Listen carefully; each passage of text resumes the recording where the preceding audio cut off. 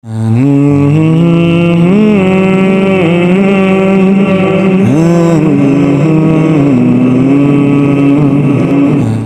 কাকা, ও নিসার কাকা, বাড়ি আছেন? তা নিসার বাড়ি আছে কিনা তা তুই একটু নামি যে দেখ, এত অলস এত গাদা হয়েছিস কি করে? নাম, এই যা বাড়ির ভিতরে যা, যে দেখ বাড়ি আছে কিনা।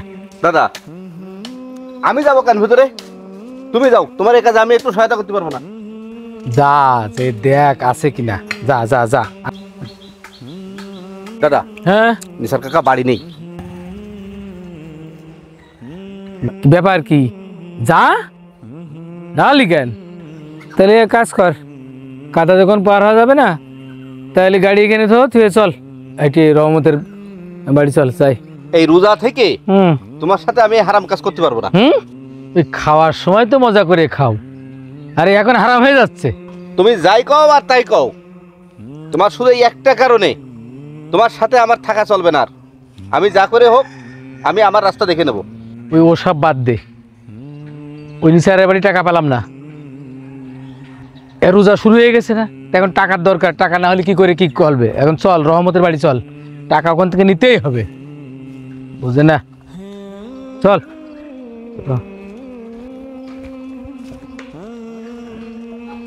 এই তা তুই ডাক দে, তুই এইরকম করতেছিস কেন?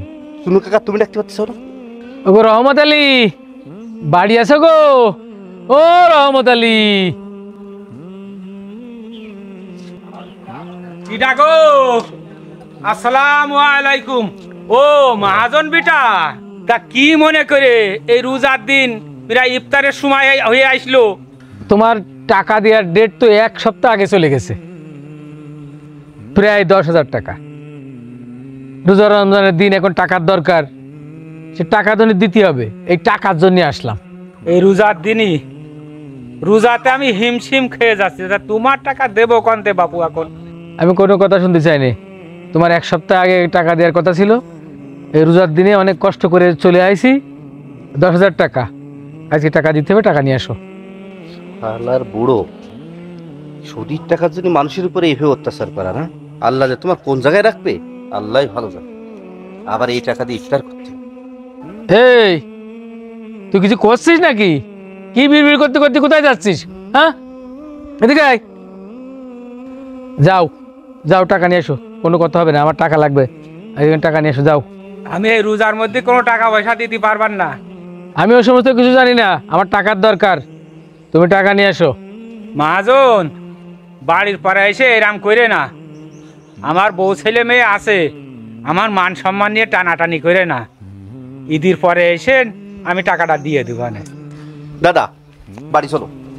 আরে মানুষের উপরে এহসান করো, আসো দিদি। আরে না, আমি টাকাটা নিয়ে যাই। বাবা, টাকা দেব, সময় হয়ে তা গেছে। হোক সময়, আমার টাকা দরকার না, আমার কাছে টাকা বড়, আমার কাছে টাকা বড়, আমি 10,000 টাকা, ওই যে একটু দেরি করে আমি টাকাটা নিয়ে যাই অন্তত পক্ষে। তুই এরকম করিস না, এরকম করছিস কেন? টাকা নিয়ে যায়, আয়, টাকা দরকার, আমি টাকা ছাড়া আর তো না। আসসালামু আলাইকুম। ওয়ালাইকুম আসসালাম। কি ব্যাপার সাগর আলী? দাদা, হ্যাঁ, তার নিয়ে আর পারলাম না। কেন? এই রমজান মাসে সে যা শুরু করেছে, তা সে তো নিজে দোজকের খড়ি হবেই, সাথে আমারও বানাবে। অবাক ব্যাপার, দোজকের খড়ি মানে? আমার জীবনটা বেড়ে যাচ্ছে, মনে হচ্ছে একটু পানি খেয়ে নি, আরে তোর জন্য আমার মান সম্মান থাকবে না। নাও নাও, পানি খাও, খাও, এই পানি খাও। তোমার রোজা থাকা আর এই পানি খাওয়া উভয়ই সমান কথা। তার চেয়ে ভালো তুমি এই পানি খেয়ে একটু শান্তি পাও। নাও, তোমার রোজা তো হচ্ছে না। তুমি পুতা ছেলে নিয়ে রোজা থেকে এই করে বেড়াচ্ছ? মহাজন শোনো, এই যে পানি, তুমি এখন রোজা রইছ, এই রোজা থেকে এই পানি খাওয়াটা তোমার জন্য কি? পানি খাওয়া তো রোজা থেকে হারাম। এই যে পানিটা বা পানাহারটা একজন রোজাদারের জন্য তো হালাল ছিল, আল্লাহ রোজা থাকা অবস্থায় হারাম করে দিয়েছে, তাই না? কত সময় হারাম করেছে? আবার ওই শোভে সাদিক থেকে সূর্যাস্ত পর্যন্ত এটা হারাম, এটা হারাম, তারপরে হালাল, তারপরে হালাল। তুমি কি বলতে পারো যে এই যে সুদ, এই সুদ কত ঘন্টা হারাম? সে কি জানে? এই সুদ 24 ঘন্টাই হারাম, সারা জীবনের জন্যই হারাম। তুমি কি বলতে পারো এই 1 টাকা সুদ খালি তার গুনাহ কি? সে কি বলবে? সে কিছু জানে? এই সুদের মানে গুনাহ হচ্ছে 70টিরও বেশি। তার ভিতরে সর্বনিম্ন যেটা, সেটা হচ্ছে মায়ের সাথে জিনা করা। 1 টাকা সুদ খালি মায়ের সাথে 36 বার জিনা করার গুনাহ লেখা হয়। 1 টাকা সুদ খালি যদি 36 বার মায়ের সাথে জিনা করার সমান হয়, তাহলে 100 টাকা সুদ খালি কয়বার মায়ের সাথে জিনা করার সমান হয়? দাদা, সে কি বলবে? সে কি এসব হিসেব জানে? সে জানে শুধু সুদের হিসাব করতে। 1 টাকায় যদি 36 বার হয়, তাহলে 100 টাকায় 3600 বার জিনা করার গুনাহ লেখা হবে।